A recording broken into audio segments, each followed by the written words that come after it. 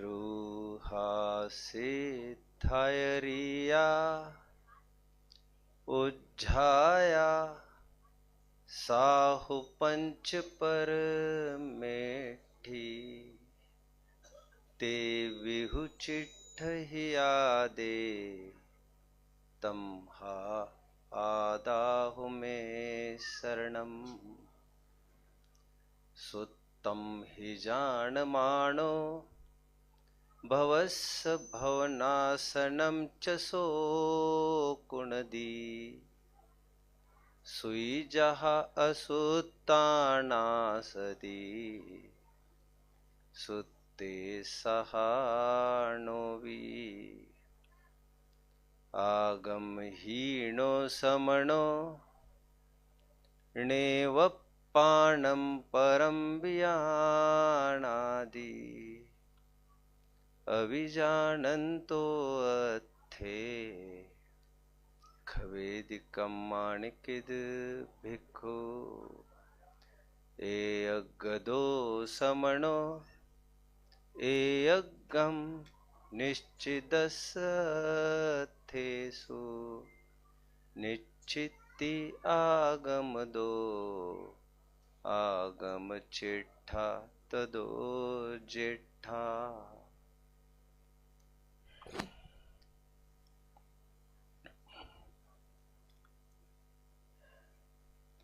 इस पथ का उद्देश्य नहीं है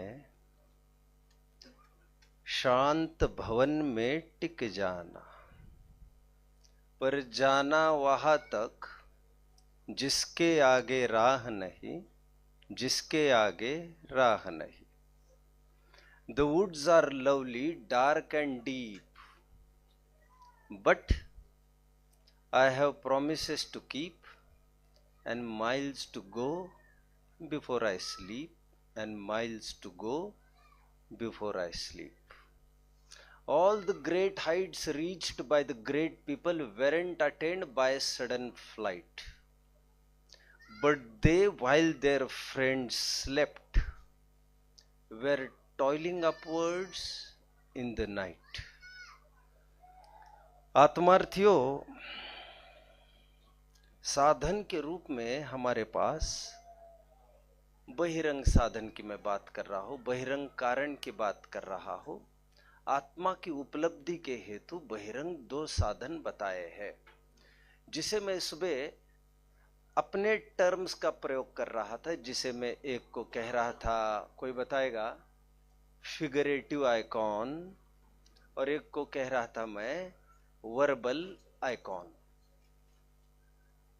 जिसे मैं साधारण भाषा में कहो तो एक जिन प्रतिमा और एक जिन शास्त्र। क्योंकि मन जब बहुत छटपटाता है तो कुछ आकार देखने की चाहना करता है। जो जिन प्रतिमा में है वो जिन शास्त्र में नहीं, जो जिन शास्त्र में है वो प्रतिमा में भी नहीं। और अपना काम करने वालों के लिए कुछ भी चल जाता है, समझने वाले को तो इशारा भी काफी है। बट ध्यान रहे, ये दोनों साधन मात्र ही है। शास्त्र हो अथवा मूर्ति हो, ये साधन मात्र ही है। मूर्ति का प्रयोग तब तक जब तक मूर्तिमान की प्राप्ति न हो। इस मामले में कबीर जबरदस्त है। कबीर ये कहते हैं, थोड़ी अटपटी बात लगेगी, होल्ड। कबीरा बूथ का पूजना जो गुड़ियों का खेल, जो पाया प्रियवर आपना गुड़िया दई समेट। कबीरा बूथ का, बूथ समझते हो, प्रतिमा को बूथ कहते हैं। कबीरा बूथ का पूजना जो गुड़ियों का खेल, जो पाया प्रियवर आपना गुड़िया दई समेट।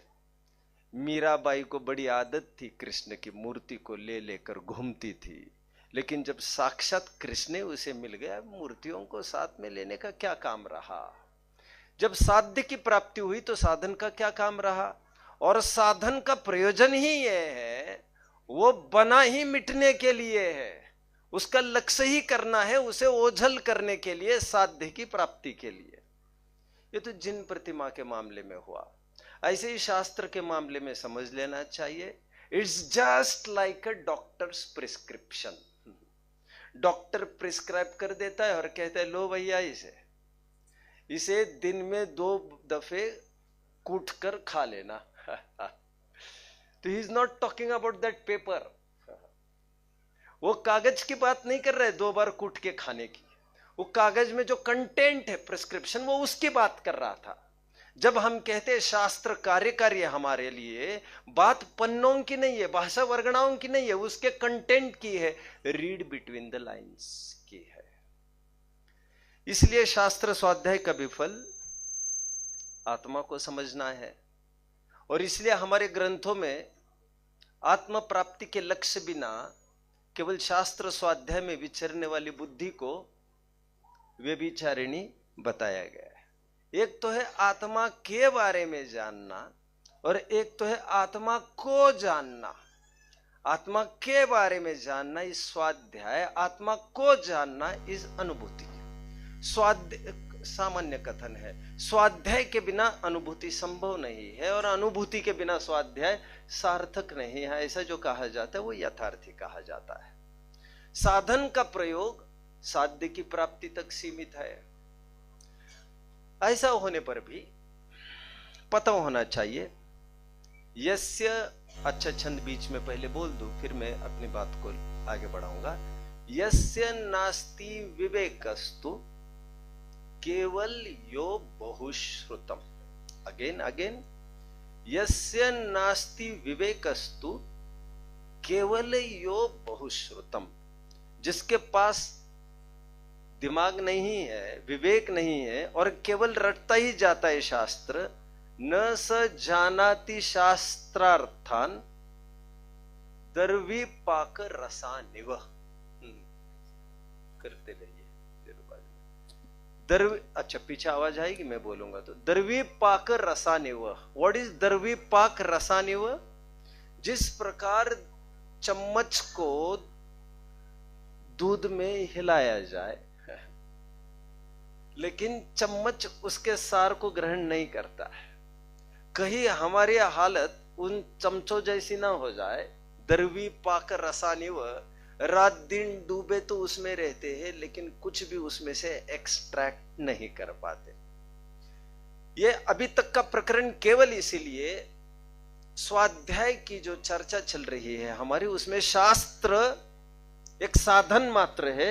आगे चलकर इसका भी जो भाव है उसको ग्रहण करने के बाद इसका भी कोई काम नहीं रहता।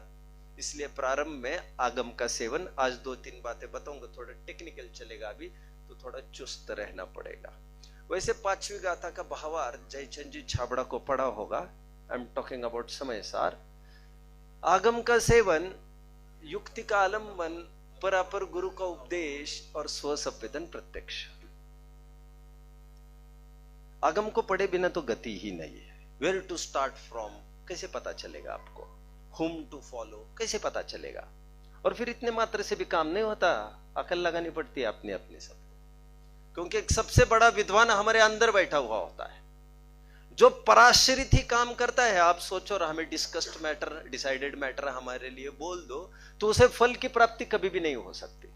उद्देश्य, लक्षण, निर्देश, परीक्षा का प्रकरण भी आया है। जैसा कहा है, जैसे शब्द कहे वैसे रट लो पहले, उसके लक्षण जो बताए गए हैं वो भी समझ लो, और ऐसा ही है या नहीं इसकी परीक्षा भी कर लो। सुबह कल कहते हुए रह गया था, आज सुबह में, कोई भी ग्रंथ का कथन आता है तो उसको 5 कड़ियों के द्वारा, कड़ियों में से उसको निकालना चाहिए। जैसे ना आचार्य देव कहते हैं, कोई लाइन आती है तो स्टार्ट थिंकिंग ऑन इसका शब्दार्थ क्या है। मैं अच्छी बात करूंगा, थोड़ा बी पॉइज्ड एंड अटेंटिव। शब्दार्थ क्या है इसका, यह जानना पहले जरूरी है। शब्दाचार जो सम्यक ज्ञान के 8 अंगों का पहला अंग। दूसरा, आपको मतार्थ जानना जरूरी है। कोई भी कथन जनवानी का इन 5 कड़ियों के जरिए गुजरना जरूरी है। इसको जिसे कहते हैं ना, बाल की खाल निकालना है। इतना एक्सपर्टाइजेशन चाहिए आपको, आपको एक शब्द समझ पकड़ में आए तो आपको उसका पूरा कहना चाहिए, इतना मैग्निफिकेशन होना चाहिए, पूरा पोस्टमार्टम होना चाहिए। निश्चयवासी के प्रकरण में टोडरमल जी कहते मैं शुद्ध हूं ऐसा विचारता है, लेकिन शुद्ध मतलब क्या? तो शुद्ध का कितना पेटा ख्याल है? तो द्रव्यापेक्षा विचारता है कि शक्ति अपेक्षा विचारता है कि पर्यापेक्षा विचारता है? क्या करता है? तो पर्यापेक्षा विचारता है तो अप्रैल फूल। यदि द्रव्यापेक्षा, यदि शक्ति अपेक्षा विचारता है तो शक्ति अपेक्षा का तात्पर्य है ऐसा होने योग्य हो ऐसा मान, केवल पोटेंसी एलिजिबिलिटी की बात है, अभी होने की तो कुछ बात नहीं है। और यदि द्रव्यापेक्षा विचारते हो तो द्रव्य तो शुद्ध अशुद्ध पर्याय का पिंड है, मतलब शुद्ध शब्द के कितने अर्थ हो सकते हैं। वहां पर और भी छठवीं गाथा के टीका का आधार दिया है, आप वहां से देख लेना चाहिए। कर्ता कर्माधिकार में शुद्ध शब्द का क्या अर्थ दिया है। षटकारक की प्रक्रिया से उत्तीर्ण निर्मल अनुभूति मात्रा शुद्ध। कुछ डिस्टर्बेंस हो रहा है? कोई बात है? कोई बात है तो बताइए प्लीज। तो ठीक है ये। अभी आवाज आ रही पीछे? पीछे आवाज आ रही हो तो थोड़ा कंफर्मेशन दीजिए मुझे। ठीक है, change, you are experiencing the change. Okay, ठीक है। हाँ, तो शब्दार्थ जैसे फॉर एग्जाम्पल अहम एक को खलु शुद्ध हो, इसका शब्दार्थ क्या है? मैं शुद्ध हूं, फॉर एग्जाम्पल। इसका नयार्थ क्या होगा? नयार्थ ये है पर्यार्थिक नय से अशुद्धता होने पर भी द्रव्यार्थिक नय से शुद्धता है। वो अभिशुद्धता है और सदाकाल है, वो शुद्धता अनचैलेंजेबल है, उस शुद्धता में कभी आज आती नहीं। It just like a difference between, सुना होगा, एक विधवा और एक ब्रह्मचारी बहन। विधवा आज तो ब्रह्मचारी है बट कल नहीं थी, बट ब्रह्मचारी आज भी ब्रह्मचारी है और कल भी ब्रह्मचारी थी। शुद्ध तत्व की जो बात कर रहे हैं हम, द्रव्यार्थिक नहीं से जो शुद्ध कहा जा रहा है निश्चय नहीं से, वो कल भी शुद्ध था, आज भी शुद्ध है, आगे भी शुद्ध रहेगा, उसमें अशुद्धता आती ही नहीं है। यह हो गया नयार्थ। न व्हाट इज मतार्थ? मतार्थ में यह कहा जाएगा जो सर्वथा एकांतवादी जो शुद्ध ही मानते हैं, ऐसे सांख्य वेदांत का खंडन हो गया। जो सर्वथा अशुद्ध मानते हैं, ऐसे नैयायिक में मान सकों का खंडन हो गया। अब थोड़ा सा समझ रहे हैं? मतार्थ एक फिलोसॉफिकल अप्रोच होता है, how we stand different from the existing philosophies. Sankhya दर्शन है, बौद्ध दर्शन है, उससे हटकर हमारी क्या छवि है, जबकि ऐसी ही हूबहू पंक्तियां उनके इसमें भी पाई जाती है। अभी बात आई है तो थोड़ा सा कह दूं, थोड़ा विषयांतर लग सकता है but it will add something to your knowledge. बौद्धों के साथ जैनियों की चर्चा चल रही है, बहुत सुंदर प्रकरण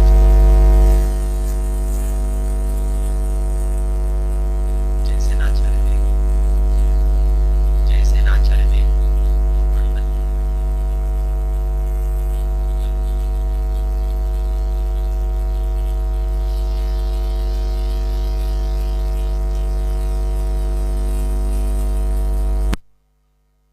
ठीक है? नहीं,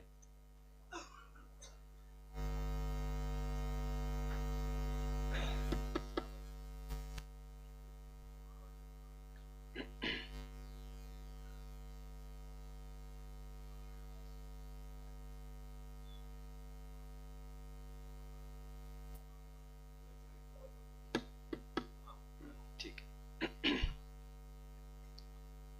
एक बहुत अच्छा कथन शेयर करता हूं मैं आपसे।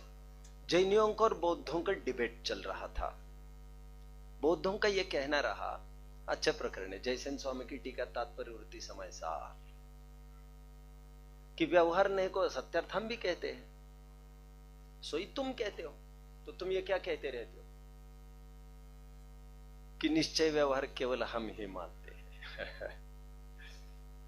जैनियों ने कहा सौगतों को, बौद्धों को, कि आप व्यवहार ने असत्यार्थ मानते और हम व्यवहार ने असत्यार्थ मानते, इसमें फर्क तो बहुत है। इसमें क्या फर्क है? हम व्यवहार ने निश्चय नहीं की तरफ से असत्यार्थ मानते हैं, बट व्यवहार नहीं की तरफ से उसे सत्यार्थ ही मानते हैं। और आप लोग इस बात को समझ नहीं पा रहे कि व्यवहार नहीं सत्यार्थ भी हो सकता है। एनीवे बहुत सारे ऐसे कथन है तो मतार्थ में इसकी मीमांसा की जाती है। अब आगमार्थ क्या होता है मैं थोड़ा वो बताता हूँ। थोड़े चरणान योग का मूड आ गए, चरणान योग की मैं बात करता हूँ। इसके साथ साथ मैं क्या अच्छी घटना साझा करूंगा, क्योंकि अपने बीच में अच्छे अच्छे विद्वान भी है अभी, तो वे भी थोड़ा विचार कर सकते हैं। बढ़िया। लगभग ये बात है 7-8 साल पहले की। मंगलायतन में मुझे ओकेजनली 2 दिन बोलने के लिए कहा गया पुरुषार्थ सिद्धि उपाय पर। तो मैंने सोचा 2 दिन बोलना है मुझे, तो मैं एक जिस्ट दे दूं सामान्य, मैं क्या ग्रंथ क्या खोलूंगा और क्या पढ़ूंगा और क्या पढ़ाऊंगा। और बैठे केवल विद्वान ही थे, सुधीर जी थे, संजय जी थे अपने, और 2-4 कोई विद्वान होंगे। मैं वैसे ऐसी गंभीर बात उठाता भी नहीं, बट उस दिन सभा में पवन जी बैठे थे, तो मैं दम से एक बात कह दी उस दिन। मैंने कहा क्या आप जानते हो पुरुषार्थ सिद्धि उपाय के एक पर्टिकुलर छंद के भावार्थ में एक बात छपी है, जयपुर से छपा स्मारक से। वहां पर यह लिखा है रात्रि में पानी इलायची, सौंफ, लौंग ले सकता है। तो मैंने ये कहा ये जो कथन है इसमें आया हुआ, इसमें मुझे कुछ कहना है, खास बात जो मुझे पता है, इसका जो भावार्थ है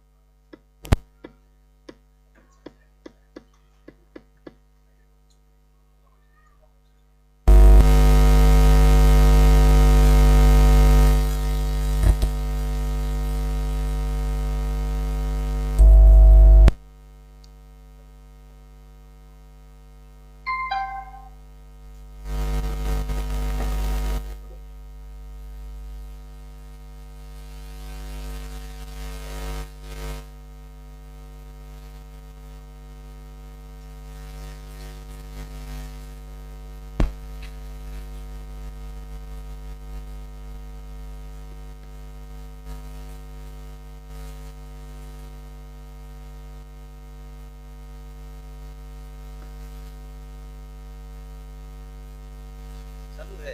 अच्छा ओके। हाँ, तो मैं ये कह रहा था कि पुरुषार्थ सिद्धि उपाय ग्रंथ उस समय में जो टोडरमल स्मारक ट्रस्ट जयपुर से छपा था, एक श्लोक के भावार्थ में लिखा गया था कि रात्रि में पानी, इलायची आदि आदि ये सब ग्रहण कर सकता है श्रावक। मैंने उस दिन सभा में ये बोला, थोड़ी दम तो लगती है ऐसा बोलने में, मैं तो सहजता से ही बोलता हूं ऐसे। मैंने ये कहा जो समझदार लोग हैं वे इस बात को जानते हैं कि भाषा टीका पुरुषार्थ सिद्धि उपाय की कुछ टोडरमल जी ने लिखी है और कुछ दौलत राम जी कासलीवाल ने लिखी, ये सभी जन जानते हैं। डॉक्टर साहब ने अपनी जो पीएचडी की है टोडरमल व्यक्तित्व, पंडित टोडरमल व्यक्तित्व एवं कर्तृत्व, उसमें इसकी थोड़ी सी चर्चा की और अनुमानित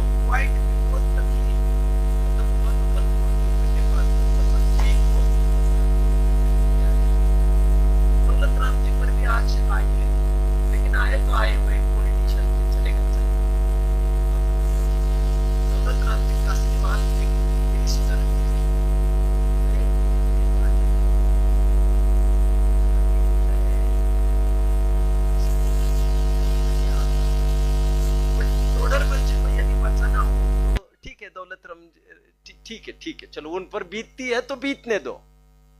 बट यदि आधा पार टोडरमल जी ने किया है तो टोडरमल जी साफ चूक गए हैं, क्योंकि ऐसा हो नहीं सकता।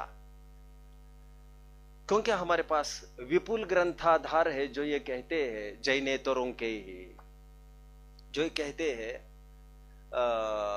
नोदकमपि पातव्यम रात्रो अपर युधिष्ठिर। हे युधिष्ठिर, रात में पानी भी नहीं पिया जाता, तू तो खाने की बात करता है। जैनेतरों के महाभारत की बात करता हूं। और फिर मार्कंडे पुराण की तो बहुत प्रसिद्ध बात है, अबो आपो रुधिर मुच्यते अन्नम मांस समम प्रोक्तम। मैंने तो एक चैप्टर भी लिख दिया, बाद में एक लेख तैयार किया था रात्रि भोजन त्याग का, फिर बाद में वो मंगल प्रभावना का पार्ट बन गया चैप्टर के रूप में। उसमें मैंने यहां तक लिखा है, जैनेतरों का एक आधार ये भी कोट किया है, विमुच्च घटिका द्वयम, ऐसा शब्द जैनेतरों के ग्रंथ में पाया जाता है। मतलब जैनेतरों के ग्रंथ बराबरी से गवाही देते इस बात की कि सूर्यास्त के 2 घड़ी पूर्व ही भोजन पूर्ण करना चाहिए। लाटी संहिताकार रात्रि भोजन के त्याग के अतिचार में यह कह रहे हैं कि 48 मिनट में, सूर्यास्त के पूर्व यदि 48 मिनट में कुछ खाते पीते हो तो अतिचार लग गया। और अतिचार उसी को कहते जो गलती से गलती हो, जानबूझकर गलती हो उसका अतिचार हम कहते भी नहीं है। एनीवे, इतने विपुल आधार है हमारे पास, वो पाठ पढ़ लेना चाहिए। मैं दुगुने तिगुने आधार वहां पर कोट किए। पवन जी भाई साहब कुछ भी नहीं बोले उस दिन, सन्नाटा छा गया। और मुझे बड़ा ताज्जुब हुआ, किसी ने क्वेश्चन अराइज नहीं किया, टोडरमल जी पर सीधा तीर चलाया और कोई कुछ बोला नहीं बीच में। अब नेक्स्ट डे व्हाट हैपेंड देखिए। नेक्स्ट डे मैंने मंगलाचरण किया, और जैसे मंगलाचरण करके हाथ नीचे ले रहा था, पवन जी ने अपनी डैशिंग एंट्री कर ली स्वाध्याय भवन में। तो जैसे भी आए, अभी बैठे भी नहीं थे, तो उन्होंने ये कहा, कल मैंने फोन किया था योगेश जी को, योगेश जी अलीगंज। क्यों? योगेश जी अलीगंज के पिताजी गंभीर चंद जी अलीगंज, उन्होंने पुरुषार्थ सिद्धि उपाय का अनुवाद किया था, भाषा टीका का अनुवाद। तो भाई साहब ने उन्हें यह पूछा, अरे भैया माजरा क्या है, भाषा टीका में रात्रि में पानी आदि पीने की बात कैसे उत्पन्न हुई है? तो योगेश जी ने यह बात कही। भाई साहब ने केवल इतना ही पूछा, सॉरी, कि पिताजी ने किया था, आज भी कुछ मटेरियल है उनका हस्तलिखित? कह रहे है तो नहीं, बट योगेश जी ने कहा, बट पिताजी 2 जगह असहमत थे कथन में। चूंकि पूर्व प्रति में पाया जाता है तो वो वैसे का वैसे उतारना शरण होता है। हालांकि फुटनोट तो डाल ही सकते थे, बट फुटनोट नहीं डाली। क्यों नहीं डाली, एक डाउटफुल है, बट वे सहमत नहीं थे इस बात को। और मीन वाइल मैंने उसी रात 10-12 अन्यत्र पांडुलिपियां मंगाई। मुझे क्या पता दूसरे दिन कोई और भी तैयार होकर आना है। तो मैंने जितनी प्रतियां देखी अन्य अन्य स्थानों से छपी, कहीं भी भावार्थ में यह लाइन नहीं थी। भाग्य से स्मारक से जो छपता है उसमें यह बात नहीं है, वह हट गई है। जो भी हो, मैं अगमार्थ की बात कर रहा हूं। मैं यह कह रहा हूं, ग्रंथों में परस्पर विरोध नहीं हुआ करता। किसी भी बात की सिद्धि के लिए आपको झांकना चाहिए कि ऐसा ही और भी कोई ग्रंथ इसका आधार देता है क्या। यदि परस्पर विरोधी बात बनती हो तो कुछ दाल में काला है यह समझ लेना चाहिए। कोई भी बात को किसी भी रूप उठाना नहीं चाहिए। भावार्थ का तात्पर्य, इसका आशय क्या बनता है। जैसे आत्मा शुद्ध है कहा तो इसका आशय यह है, मैं अनादिनिधन एक रूप हूं, परिवर्तन से रहित हूं, ज्ञानानंदमयी हूं। तो यह शुद्धता का भावार्थ हो गए कि उसकी अनुभूति करना चाहिए।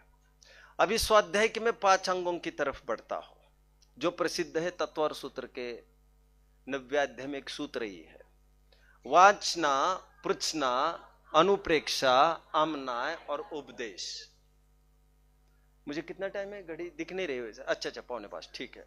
अभी मैं कितना लूंगा ना, मतलब नहीं, क्योंकि भोजन का भी टाइम होगा ना वहां पर भी। ठीक है, I will try now, I will try. मैं ये कह पाऊं कि नहीं कह पाऊं, एक इंस्पायरिंग चीज मैं पहले कह देता हूं आपको। वैद्य जी है खनियाधाना के, कोई जानता होगा, अरे मैं भी नाम भूल गया अभी। ये संजय जी के की बहन के ससुर, उनकी एक शॉप है वहां पर किराना की, बड़ी शॉप है, पहले थी अभी पता नहीं। एक गांव का आदमी खरीदी के लिए वहां पर आता था। शुक्रवार को हाट लगता है, ध्यान से सुनिए मैं जो कह रहा हूं। शुक्रवार को मार्केट का दिन होता है, वीकली मार्केट डे खनियाधाना में। तो गांव के लोग वहां पर आते हैं। एक दिन की बात है, गांव का आदमी साधारण नॉन जैन ऑफ कोर्स, वो बैठा दुकान में आकर, और 2-3 घंटा उसको बैठना, तो उसने कहा सेठ कुछ पढ़ने के लिए हो तो दे दीजिए। सन्मति संदेश का एक अंक उन्होंने दे दिया पढ़ने के लिए। ये उन्होंने स्वयं ने साझा की है मेरे साथ बात रिसेंटली। सन्मति संदेश का एक अंक दिया पढ़ने के लिए। किसी ने पढ़े होंगे सन्मति संदेश, जबरदस्त पत्रिका रही है। मैंने इसके लगभग I think if I am not wrong 100 अंक तो कम से कम 10-20 दफे ईच बार पढ़े हैं। खूब बिना से नहीं, वो दिल्ली से छपती थी, हितैषी जी से छापते थे। एनीवे, अभी सुनिए, उस नॉन जैन को सन्मति संदेश की एक पत्रिका पढ़ने के लिए दे दी, तो उसे अच्छी लगी, तो उसने कहा सेठ इसे मैं घर पर लेके जा सकता हूं? उसने कहा ले जाओ, कौन पूछता है। वे वैद्य जी मुझे ये कहते हैं 5-6 साल के बाद जब मैं किसी कारण ग्वालियर गया, आई वॉज शॉक्ड जब मैंने उसी व्यक्ति को क्षुल्लक के भेष में देखा। तो उन्होंने पूछा, पहले तो पहचाना ही नहीं, फिर कह रहे, फिर अरे सेठ पहचाना? यह आज के क्षुल्लक है ना, इसलिए सेठ बोल दिया उन्होंने। अरे सेठ पहचाना? बोले कौन कौन? अरे आपके सन्मति संदेश ने मेरा जीवन बदल दिया। इतनी पावर होती है। नॉन जैन एक क्षुल्लक पद पर आरूढ़ हो गया। व्हाट इज वाचना? मैं 5 अंगों की बात करूंगा। पहले पढ़ना, तो इस कदर पढ़ना, वाचना, पृच्छना, अनुप्रेक्षा, अमनाय, उपदेश। वैसे और कई घटनाएं में साझा करता रहता। वन मोर नोटेबल, हम 10-12 जन भाई यात्रा पर थे और मंदिरों में दर्शन किए जा रहे थे, वन आफ्टर द अदर। जाते जाते दोपहर के 2 बजे एक जगह पहुंचे, तो हमारे ग्रुप का एक भाई, एक बुढ़िया उसी मंदिर में, सुना होगा मेरे से आप लोगों ने कभी, 92 इयर्स ओल्ड एक महिला धवल के एक पेज को पढ़ी जा रही थी। पास में जाकर देखा, अरे इतनी मोटी पुस्तक है, धवल है ये। तो उसने कहा दादी, 2-3 बार कहना पड़ा तो वहां तक रीच हो पाई। कुछ समझ में भी आ रहा है कि वैसे ही पढ़ती जा रही है। Now see the answer. समझ में तो नहीं आ रहा है बेटा, समझ में तो नहीं आ रहा है, लेकिन सोचती हूं आज तक मैंने पढ़ा नहीं, इसलिए इतने पुण्यार्जन हो नहीं सका, इतना क्षोभ हो न सका। कम से कम आज मैं पढ़ने की आदत तो डालो, भविष्य में रास्ते और निकलते दिखे हैं। कोंडेश को याद किया, कोंडेश को ज्ञानदान में। अब ये कोंडेश कौन है, मुझे उससे कोई बहुत लेना देना नहीं है, यही कुंदे है या और कोई होंगे, बट ज्ञानदान के प्रभाव में, जिसे शास्त्र के ABCD भी पता नहीं था, बट इतना ही सोचा कि ये कोई अतिशयकारी चीज है और इसे अतिशयकारी व्यक्ति को ही दी जानी चाहिए। इतने मात्र से कैसा फल हुआ आपने देखा होगा। वाचना की मैं बात करूं तो कहां से करूं, कहां तक करूं। हमारे जितनी भी परंपरा है विद्वानों की, थोड़ी सी पलट कर देखते हैं। भूधरदास जी फॉर एग्जाम्पल, और विद्वानों का जीवन बड़ा प्रतिकूलताग्रस्त था यदि हम पढ़े तो। आप जानते हो भूधर दास जी दिल्ली रेड फोर्ट के सामने लाल मंदिर के बाहर आटे बेचने का काम करते थे। पहले जमाना था वो, जब लोग जहां जाते थे वहीं से आटे ले लेते थे मर्यादित, तो वो आटा बेचते थे। एक कस्टमर आया और उनके सामने 3 घंटा खड़ा रहा, ऐसा कहते हैं। तो उन्होंने कहा कि मैं यहां पर इतने टाइम से खड़ा हूं, यू आर नॉट एंटरटेनिंग मी। तो उन्होंने कहा मैंने आपको देखा बट आप कुछ बोल ही नहीं रहे हैं। ही जस्ट केप्ट ऑन रीडिंग। वो निरंतर अध्ययन में संलग्न थे भूधर दास जी। फिर भूधर दास जी को उन्होंने ये कहा इंप्रेस्ड होकर, मतलब हमारे विद्वानों की हालत अच्छी नहीं थी और प्रतिकूलताओं में ही सातक की सहेली अकेली उदासीनता। प्रतिकूलता देगा देवा। तुकाराम महाराज यहां पर हुए, महाराष्ट्र के, सुना है? उनका एक अभंग की एक लाइन है, प्रतिकूलता देगा देवा। जिसको जितनी प्रतिकूलता मिली उसे उभरने के लिए उतने ही अवसर पैदा हुए। बलिहारिता पाप की पल पल दे रटाए। क्या है? ताके सिर पर सिल पड़े, लिसन लिसन, ताके सिर पर सिल पड़े, नाम हृदय से जाए। अरे उसके माथे पर पत्थर पड़ो जिसके आने से हमारे मुख से नाम छीना जाता है भगवान का। किसके माथे पर? पुण्य, पुण्य के माथे। और बलिहारिता पाप की पल पल दे रटाए। एक बूढ़ा बुजुर्ग आदमी कैसे कैसे उठेगा नीचे से, ए भगवान ए भगवान। हर पल में उसके मुख से वही नाम आएगा। कुछ ऐसी युक्ति बना दो, मेरी कुछ ऐसी अवस्था बना दो भगवान। तुकाराम महाराज कहते उनके अभंग में, मैं जैन लिटरेचर की बात नहीं कर रहा हूं, कि आप इतनी प्रतिकूलताओं से मर दीजिए मुझे कि मैं एक क्षण भी आपका विस्मरण नहीं कर सको। भूधर दास जी निरंतर पढ़ते रहते थे। फिर प्रभावित होकर उस सेठ ने यह कहा कि आपको इतनी पढ़ने की ललक है तो एक काम करिए, छोड़ दीजिए धंधा। पहले तो सब उन्होंने खरीद लिया कहते, उन्होंने फटाफट कीमत बता दी। फिर वे उन्हें आगरा ले आए। फिर जीवन भर वे आगरा ही बस गए। पंडित जी आपको कुछ नहीं करना है सिवाय पढ़ना और पढ़ाने के। और जब ये हीरा आगरा लेके जाया जा रहा था तो दिल्ली वाले आड़े आ गए, अरे विद्वान जा रहा है हमारे बीच में से, अरे अभी तक सो रहे थे क्या। वाचना की मैं बात करता हूं। वाचना, दौलत राम जी का यदि जीवन पढ़ा होगा किसी ने, छीट छापने का काम करते थे, प्रेस में थे, यू कैन से, तो वहां पर अपना काम करते करते दिन भर में पढ़ा है आपने इस बात को, 70-80 श्लोक याद कर लेते थे अपना काम करते करते, ग्रंथ ऊपर रखते। कितने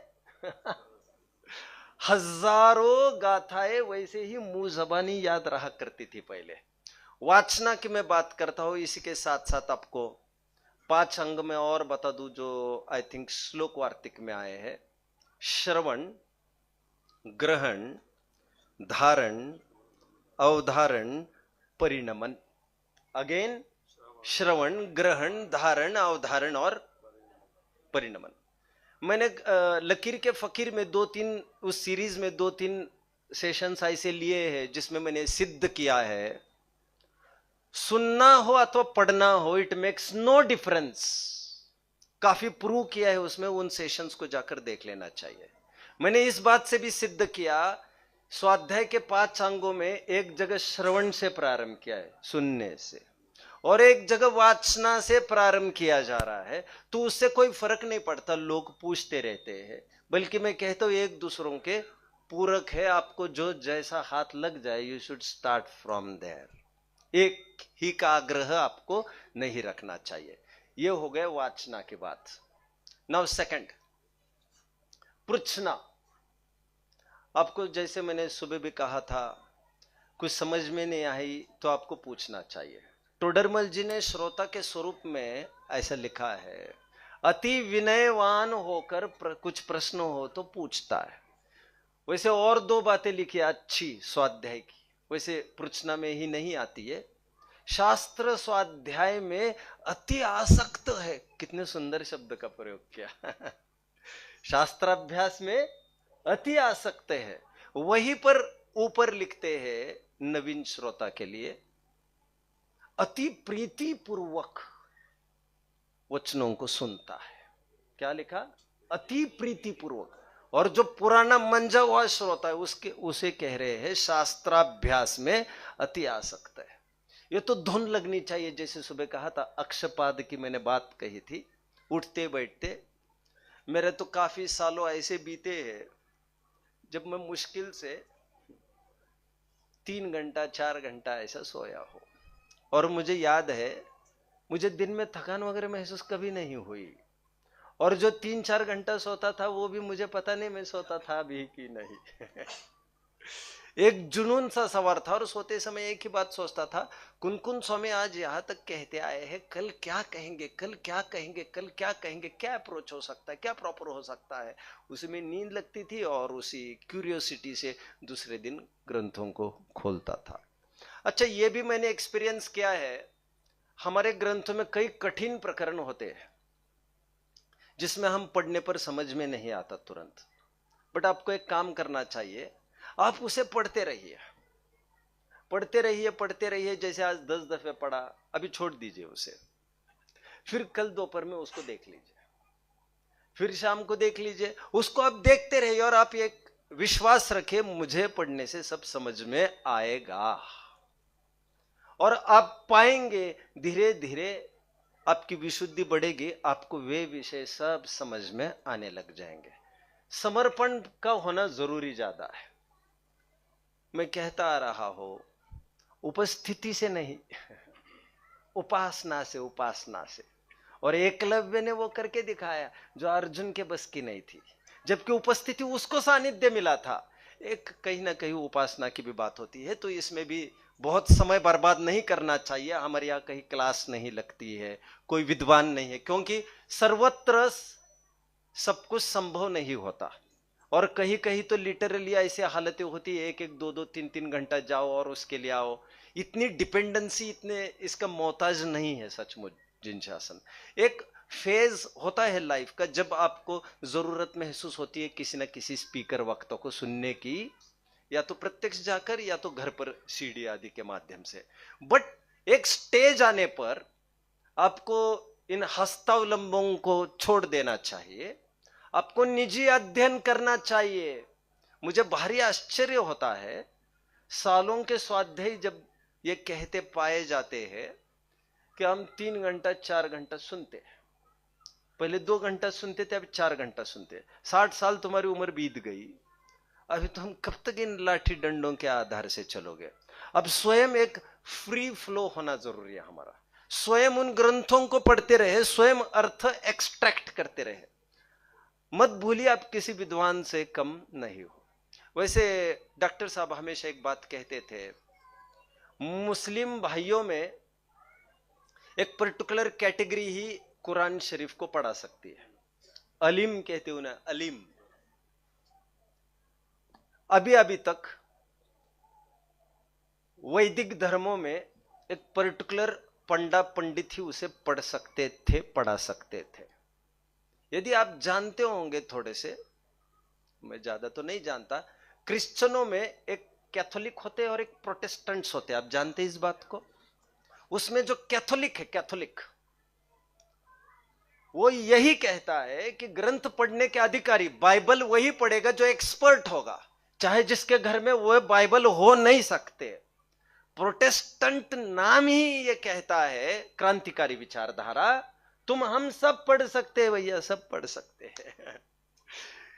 किसी की बपोती नहीं है ये।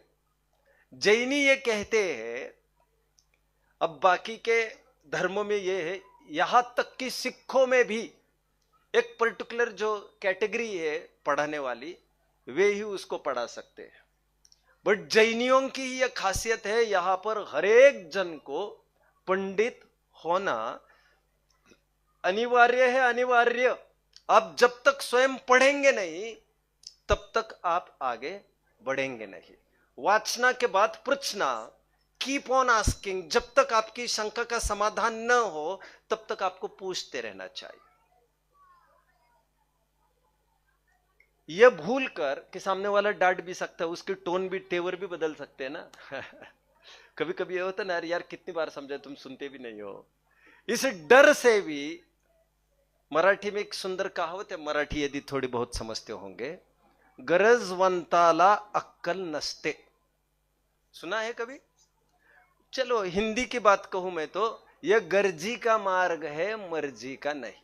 एक बहुत अच्छा उदाहरण प्रस्तुत करता हूं मैं पृछना के लिए। हमारी हंगर को कैसे हम सैशिएट कर सकते हैं, भूख कैसी चाहिए। ब्रह्मचारी रायमल जी थे, सुना होगा। ये शिष्य थे, शिष्य बन गए बाद में टोडरमल जी के। उनको एक डाउट उत्पन्न हुआ, एक क्या ऐसे न्यूमरस डाउट उत्पन्न होने लग गए। तो किसी ने उन्हें यह कहा, इसका समाधान तो तुम्हें पंडित टोडरमल जी कर पाएंगे। तो रायमल जी ने जस्ट पूछा किसी को कि टोडरमल जी रहते कहाँ हैं। अब समझ लीजिए, वे वहां से चल दिए, पहले का जमाना 250-300 वर्ष का, वहां से चल दिए जयपुर टोडरमल जी के यहां शंका समाधान के लिए। आज जैसे फोन का जमाना तो था नहीं। सरप्राइजिंगली टोडरमल जी वहां मिले नहीं उनको। घर वालों ने यह कहा कि टोडरमल जी नहीं है। Now see the curiosity, see the urge, see the hunger.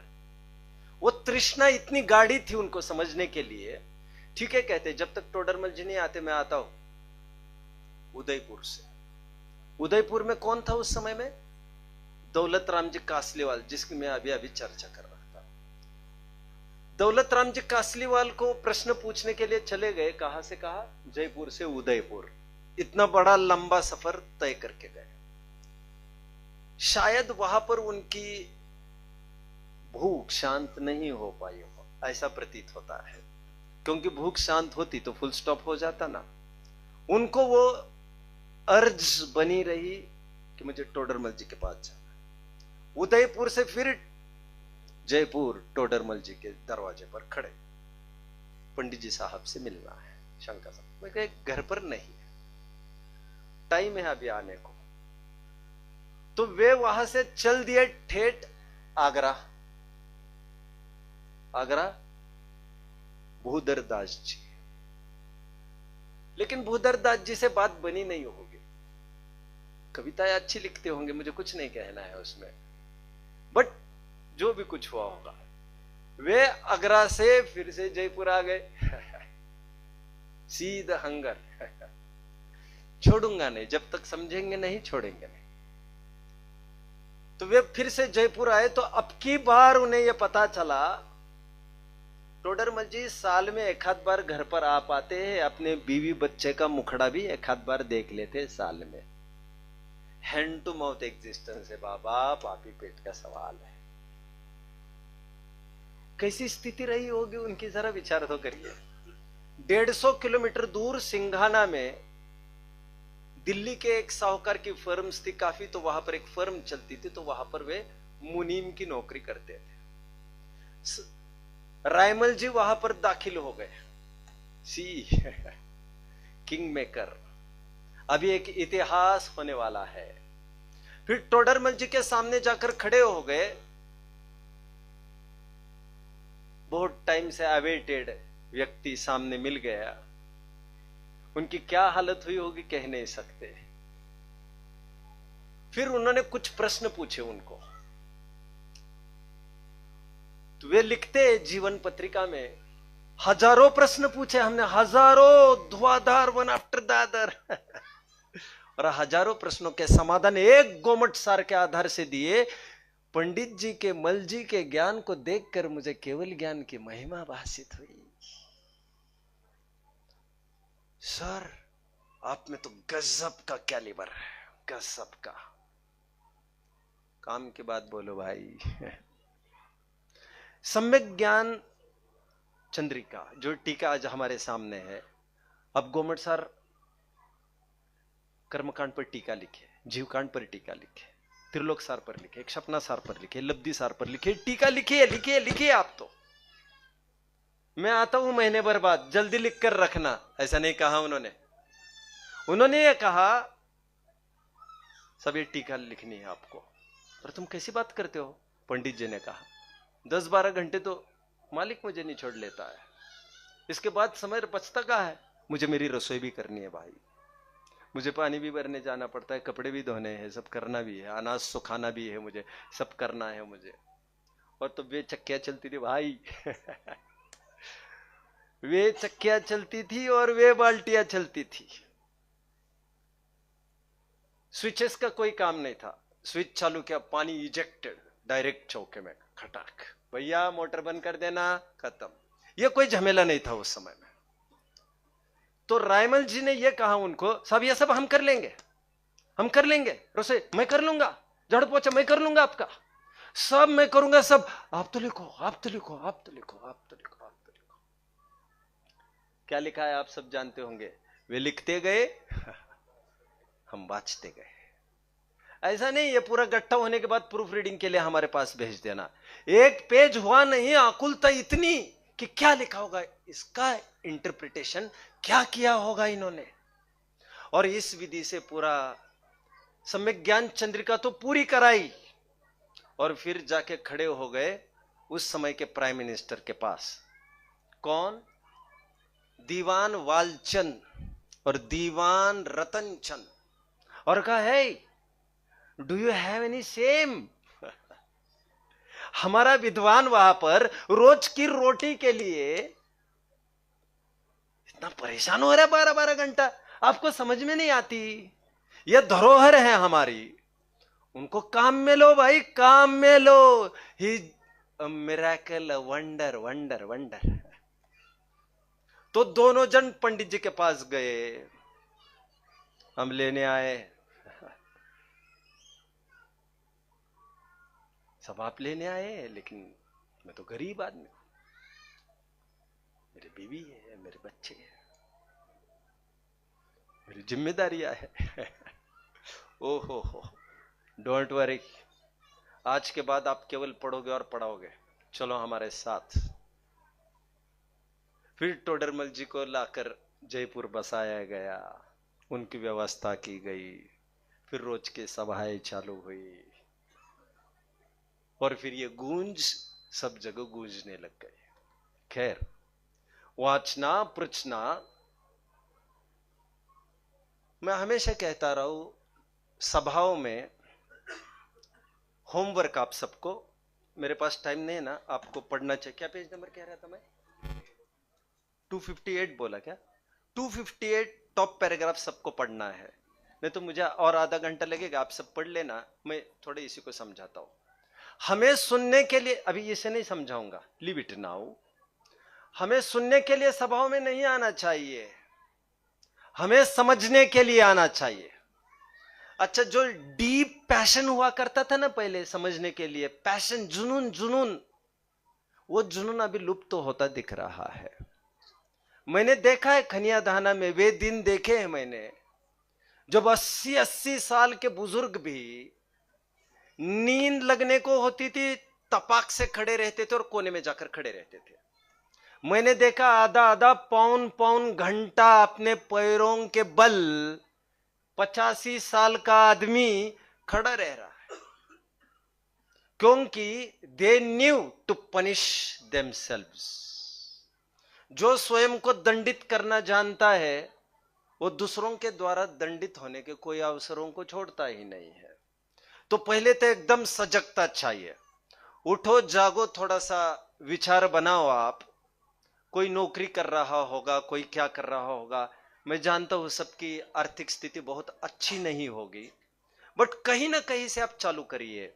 1 घंटा 2 घंटा, ये मत सोचिए स्वाध्याय हॉल दूर है वगैरह, आजकल घर पर भी काफी सुन सकते हैं, और आप पढ़ने की आदत डालिए। आप पढ़िए तो कहीं ना कहीं से चालू करिए। मेरे पास टाइम नहीं है, नहीं तो जनरली मैं सिलेबस भी दे देता हूं कि वेयर टू स्टार्ट फ्रॉम। और एक महत्वपूर्ण बात जाते जाते स्वाध्यायियों को और फ्रेशर्स को भी, स्वाध्याय को 2 पार्ट में विभाजित करना चाहिए। हमारी प्रॉपर्टी को 2 पार्ट्स में विभाजित करना चाहिए। हम कुछ एफडी में डालते हैं और कुछ बिजनेस में डालते हैं। बिजनेस का पैसा रोज के चलन के लिए, रोज के खाने पीने के लिए, और अकस्मात कुछ हो जाए तो एफडीज होती है हमारी, जो सुरक्षित होती है, हमारे बुढ़ापे में काम में आती है। इन्वेस्टमेंट यहां पर भी 2 प्रकार से आपको करनी है। केवल स्वाध्याय ही मतलब पढ़ना ही पढ़ना नहीं है, आपको कुछ ना कुछ कंठपाठ जरूर करना है। आपके रोज के डाइट में एक 12 भावना का मिल शामिल होना चाहिए। आप समझ रहे हैं? रोजाना एक 12 भावना हम पढ़ेंगे, कोई ना कोई वैराग्य भावना, और 12 भावनाएं कई है, बीच में तो सैकड़ों 12 भावना की पुस्तकें निकली थी। इस बहाने आप रोल ओवर करते रहिए, इस बहाने आप उन बिंदुओं को भी छू पाएंगे जिनका अवसर नहीं मिलता। पूजन भक्ति आप लोग करते हैं तो कभी कुतूहल वशत आपको देवागम स्तोत्र पढ़ लेना चाहिए, कभी युक्ति अनुशासन पढ़ लेना चाहिए। आपको उन सभी बिंदुओं की तरफ आपका ध्यान जाना जरूरी है। पढ़ते रहिए और नोट्स बनाने की आदत डालिए, डाउट्स एक जगह संचित कीजिए। जब भी विद्वान हमारे नगर में आते हैं तो उनसे पूछते रहिए, ज्यादा से ज्यादा विद्वान से डिस्कस करते रहिए किसी भी बात को। और जैसा मैंने कहा है, कोई नजदीक एक होना चाहिए हमारा। आप 1 घंटा 2 घंटा जितना भी बनता है, क्योंकि आज की लाइफ इतनी फास्ट हो गई, और जिनको थोड़ा ठीक ठाक है घर का, उनको उसी मोमेंट पर गिव अप कर देना चाहिए, बिजनेस वगैरह सब वाइंड अप कर देना चाहिए, और आपको फुल टाइम इसमें लगाना चाहिए। पार्ट टाइम से मैंने जितना देखा है, to be very humble and sincere, मैं आपको यह बता दूं, ऐसे 2-3 घंटों अध्ययन से सचमुच काम नहीं होता। ये 2 टूक बात मैं कह रहा हूं आपको। आपको यदि उसका मजा लेना है तो कम से कम 6 से 7 घंटा रोज होना चाहिए। बट मजबूरियां किसी की हो सकती है, यह जानकर मैंने कहा ठीक है, जितना पढ़ सके पढ़िए, बाकी भावनाएं बनाए रखिए। वे भावनाएं भविष्य का रास्ता साफ करती रहेगी। मैंने यह ऑब्जर्व किया है, जिसकी भावना ट्रिमेंडस है, मुझे अध्ययन करना था, मुझे इसमें नहीं लगना था, उसको थोड़े ही टाइम में वे सब परिस्थितियां सामने आकर खड़ी होती है। मैं आपके सामने एक मैंने स्वयं अनुभव किया इन बातों का। आप उतरिए उन फील्ड्स में, और आप ये मत सोचिए कितनी प्रतिकूलता आएगी, क्योंकि मैं आपको एश्योर करता हूं, जो इस फील्ड में आते हैं फिर उसको प्रतिकूलताओं को मुंह देखना नहीं पड़ता। अब कहीं ना कहीं से चालू करिए। मैंने कहा 2 पार्ट्स में विभाजित करिए। एक तो स्वाध्याय, बट स्वाध्याय इज लाइक बिजनेस का पैसा। स्वाध्याय ग्रंथ बंद हुआ तो आपका मजा भी बंद हो जाता है। बट एक कंठपाठ है, कंठपाठ। जैसे मुझे 6 डाला फेरनी, आज कल तत्वार सूत्र फेरना है, फिर रत्नकरण शावकाचार फेरना है। यह सब आप इष्टोपदेश फैंटास्टिक ग्रंथ है। समय सार आत्मख्याति, ये कुंद कुंद शतक, ये इतने समाधि मरण आदि ये सब पढ़ लेने चाहिए। इन सब को रोजाना कुछ ना कुछ अंश में इसे कर लेना चाहिए। ये कंठ की विद्या होती है, ये एफडी की तरह काम करती है। मैच्योरिटी इसकी बहुत जरूरत पड़े तो उसको कभी भी उसको खोल सकते हैं, फ्लड गेट्स उसके, जिसमें किसी की जरूरत नहीं पड़ती है। आप केवल ध्यान रखिए, केवल अध्ययन करने की मैं बात नहीं कर रहा हूं, मैं अमनाई की तरफ आपका विशेष ध्यान आकर्षित कर रहा हूं। यद्यपि खूब अर्थ है ये मैं जानता हूं, मुझे समय अभाववश नहीं बोल पा रहा हूं मैं, बट कंठपाठ को आप स्थान दीजिए और नए नए ग्रंथों का आप विषय बनाइए। जैसे बड़े पंडित साहब की कुछ रचनाएं हैं, कुछ भी जो भी हाथ में आपके लगे, आप पुराने भजन जो लुप्त तो होते जा रहे हैं, जो 12 मासा वगैरह हुआ करते थे, आप जानते हैं इन बातों को, तो जो जो मिलता है आपको उसको पढ़ते रहना चाहिए, बदल बदल कर आजमाइए, करते रहिए स्वाध्याय। अपना जीवन सुख संपन्न बनाने के लिए, स्वाश्रित बनाने के लिए, स्वाधीन सुखी बनाने के लिए आप इस फील्ड में आइए। चारों अनुयोगों का अध्ययन जरूरी है। रत्नकरण शावकाचार्य, मोक्ष मार्ग प्रकाशक, प्रवेशिका, या ऐसे ग्रंथ है जो प्रथमदर्शी पढ़े जा सकते। जिनेंद्र वर्णी जी का लिटरेचर आपको जरूर पढ़ना है। बस किसी को कोई और कुछ? I think it's over. चले, ओम नमः।